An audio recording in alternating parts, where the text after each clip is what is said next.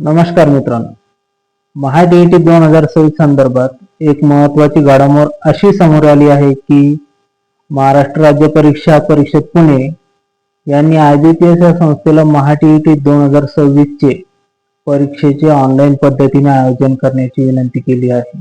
परंतु IBPS कडून परीक्षा निश्चित झाली आहे अशी अधिकृत घोषणा अद्यापही झालेली नाही.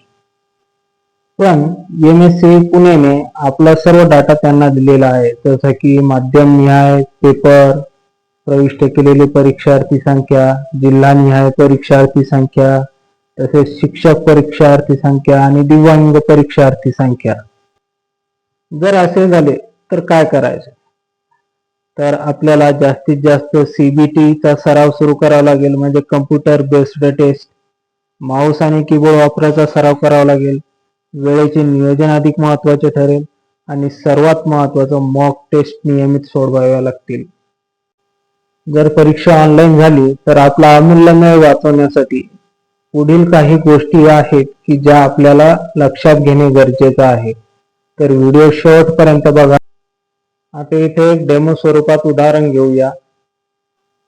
तुम्ही तुमच्या परीक्षा केंद्रात गेला, तिथे तुम्हाला तुमचा कम्प्युटर संचाची जागा मिळेल आणि त्या ठिकाणी डेस्कटॉपवर तुम्हाला अशा प्रकारची स्क्रीन दिसेल की ज्यामध्ये युजर ID हा टाकलेला असेल आणि तुम्हाला फक्त तुमच्या हॉल तिकीटवरचा पासवर्ड टाकणे गरजेचे असेल आणि तो टाकल्यानंतर साइन इन करावे लागेल. हा फक्त एक डेमो व्हिडिओ आहे की जेणेकरून तिथे गेल्यावर आपण गोंधळून जाऊ नये यासाठी बनवण्यात आलेला आहे. आता या पुढची प्रोसेस बघूया. ज्यावेळेस आपण साइन इन पासवर्ड टाकून साइन इन करतो, त्याच्यानंतर तुमच्या समोर एक पेज येते की ज्यामध्ये सूचना दिलेल्या असतात आपल्यासाठी. त्या एकदा वाचून घेतल्या की त्याची आपल्याला पुष्टी करावी लागते. आय एम रेडी किंवा मी सूचना वाचल्या आहेत. आणि भाषा निवडण्याचा विकल्प सुद्धा इथेही असू शकतो. हे सर्व सबमिट केल्यानंतर आपल्या समोर येते ते प्रश्न असलेले पेज, डेस्कटॉप स्क्रीन.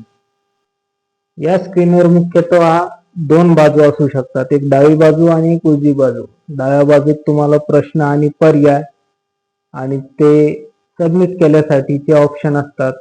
तर उजव्या बाजूला तुम्ही कोणकोणते प्रश्न सोडवलेत, कोणकोणते बाकी राहिलेत त्या संदर्भातली माहिती असते. यामध्ये आपला वेळ वाया कुठे जातो हे आपण पाहू. ज्यावेळेस एखादा मोठा प्रश्न आलेला असतो तर त्याचे पर्याय हे जे आहेत हे 1, 2, 3 दिसतात. चौथा पर्याय डेस्कटॉपच्या खालच्या बाजूला सरकलेला असतो. मग आपण काय करतो, माऊस वरील स्क्रोल बटन फिरून पाहतो, परंतु ते पेज स्क्रोल बटनाने खाली वर होत नाही. अशा वेळेस काय करायचे? तर अशा वेळेस त्या प्रश्नाच्या समोर एक छोटासा स्लाइड बार दिलेला असतो जो आपल्याला अंदूक दिसतो. तर आपला जो कर्सर आहे तो आपल्याला त्या स्लाइड बारवर न्यायचा आणि माऊसचे लेफ्ट बटन दाबून कर्सर खाली किंवा वर नेला तर आपले पेज खाली किंवा वर सरकते. यानंतर आपला योग्य पर्याय निवडायचा, सेव्ह अँड नेक्स्ट या टॅबवर क्लिक करायचे आणि आपला समोरचा प्रश्न येऊन जाईल. प्रश्नाखाली सेव्ह अँड नेक्स्ट याच्यानंतर आणखीन दोन टॅब असतात, त्या म्हणजे mark for review and next आणि क्लिअर रिस्पॉन्स. याची माहिती बघूया.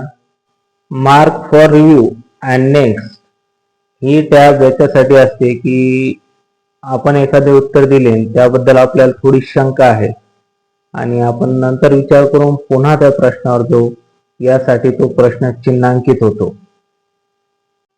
पुढची टॅब क्लिअर रिस्पॉन्सची असते की ज्यात आपण दिलेले उत्तर आपल्याला लक्षात आले की चुकीचे आहे, त्यावेळेस हे क्लिअर रिस्पॉन्सची टॅब आपल्याला वापरावी लागते आणि योग्य पर्याय पुन्हा निवडून उत्तर सेव्ह अँड नेक्स्ट म्हणून सबमिट करावे लागते.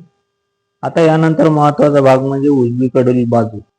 या भागामध्ये तुम्ही सोडवलेले एकूण प्रश्न, न सोडवलेले प्रश्न किंवा आतापर्यंत प्रश्नापर्यंत तुम्ही पोहोचलात नाही असे प्रश्न आणि मार्क फॉर रिव्ह्यू केलेले प्रश्न, या सर्वांची संख्या तिथे दाखवलेली असते. आपला हा एक डेमो व्हिडिओ असल्यामुळे आपल्या लॉग इन पेज नंतर येणाऱ्या सूचनेप्रमाणे आपण इथे रंगांची रचना केलेली आहे। तर यामध्ये सुद्धा आपण दिलेली उत्तरे, न दिलेली उत्तरे किंवा आपण ज्या प्रश्नापर्यंत आता गेलोच नाहीत अशी प्रश्ने आणि मार्क फॉर रिव्ह्यू केलेली प्रश्ने यांचे अनुक्रमांक त्या रंगाने दाखवले जातात। हे 150 अनुक्रमांक तिथे बसत नसल्यामुळे ते स्क्रोलिंग करून आपल्याला शोधावे लागतात आणि त्यासाठी आपल्याला माऊसच्या लेफ्ट बटनाचाच वापर करावा लागेल। माऊसचे स्क्रोलिंग बटन या ठिकाणी कार्य करणार नाही आणि अशा प्रकारे आपल्याला मागील न सोडवलेले प्रश्न, मार्क फॉर रिव्ह्यू केलेले प्रश्न याच्यावर जाता येईल आणि अशा प्रकारे सर्वात शेवटी वेळ संपत आल्यावर आपल्याला फायनल सबमिट करावे लागते आणि आपली ऑनलाईन परीक्षा पूर्ण होते। तर मित्रांनो, अशा प्रकारे हा व्हिडिओ प्रत्येक TET धारक परीक्षार्थ्यापर्यंत पोहोचवण्याची जबाबदारी आपण पार पाडूया आणि येणारी परीक्षा ऑनलाईन असो की ऑफलाईन असो, आपण आपला सराव चालू ठेवूया। धन्यवाद।